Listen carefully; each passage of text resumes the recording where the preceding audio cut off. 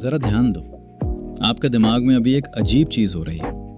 आप अभी जो देख या सुन रहे हैं उसके साथ ही आपका दिमाग सीक्रेटली एक कैलकुलेशन कर रहा है। क्या मुझे इस वीडियो पर फोकस करते रहना चाहिए या किसी आसान और एंटरटेनिंग चीज पर स्विच कर लेना चाहिए?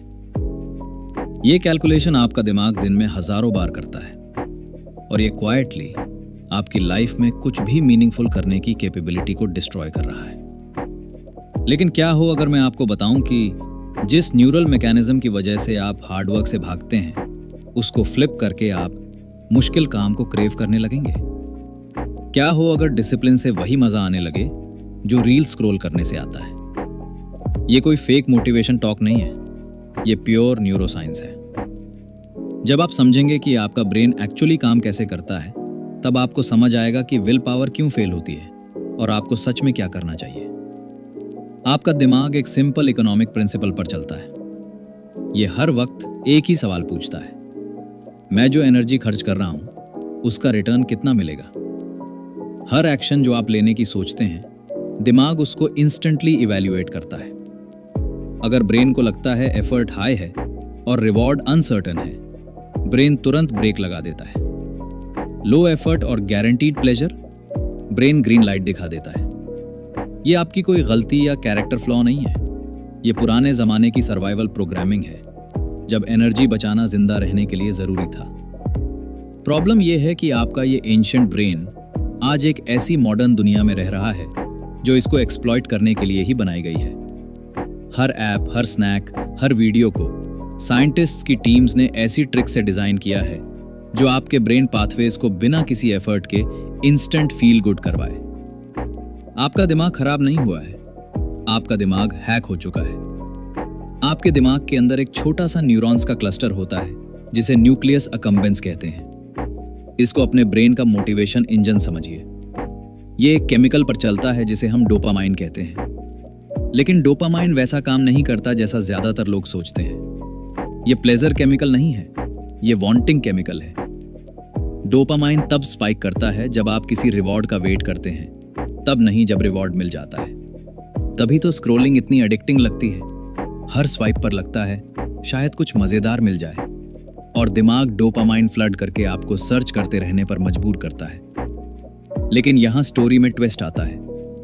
जब आपको बहुत ज्यादा इजी डोपामाइन हिट्स मिलने लगते हैं तो आपका दिमाग एडजस्ट कर लेता है। इसको डाउन रेगुलेशन कहते हैं। आपके ब्रेन के डोपामाइन रिसेप्टर्स काउंट में कम होने लगते हैं, जैसे दिमाग सैटिस्फैक्शन का वॉल्यूम कम कर रहा हो। अब आपको सेम लेवल की इंटरेस्ट फील करने के लिए और ज्यादा स्टिमुलेशन चाहिए। एक किताब जो कभी इंटरेस्टिंग लगती थी अब बोरिंग लगने लगती है। एक वर्कआउट जो एनर्जाइज करता था अब इम्पॉसिबल लगता है। आप डिसिप्लिन नहीं खो रहे हैं, आप बस एक टॉलरेंस इफेक्ट से गुजर रहे हैं, बिल्कुल किसी ड्रग एडिक्शन की तरह। जो लोग घंटों सोशल मीडिया पर बिताते हैं वही सबसे ज्यादा अनमोटिवेटेड फील करते हैं, क्योंकि उनके ब्रेन को एफर्टलेस रिवॉर्ड्स की आदत हो चुकी है। Real achievement is easy dopamine के सामने कंपीट ही नहीं कर पाती। लेकिन न्यूरोप्लास्टिसिटी की वजह से जो चीज खराब हुई है उसको ठीक भी किया जा सकता है। आपका दिमाग कॉन्स्टेंटली खुद को रीवायर करता रहता है। हर चॉइस जो आप लेते हैं वो या तो डिसिप्लिन के न्यूरल पाथवेज को स्ट्रॉन्ग कर रही है या डिस्ट्रैक्शन के पाथवेज को। तो डोपामाइन डिटॉक्स क्या है और ये काम कैसे करता है? नेम के ऑपोजिट, आप डोपामीन को बॉडी से बाहर नहीं निकाल रहे हैं, आप बस उन आर्टिफिशियल हाइपर स्टिमुलेटिंग सोर्सेज को हटा रहे हैं। Think of it like a dimmer switch जो फुल ब्राइटनेस पे था, उसको अब नॉर्मल इंटेंसिटी पे लाना है। जब आप इजी प्लेजर के ओवरवेलमिंग सोर्सेज को हटा देते हैं तो आपके डोपामाइन रिसेप्टर्स एपरेगुलेट होना शुरू हो जाते हैं, यानी सेंसिटिव हो जाते हैं। सडनली जो चीजें पहले बोरिंग लगती थीं वो दोबारा एंगेजिंग लगने लगती हैं।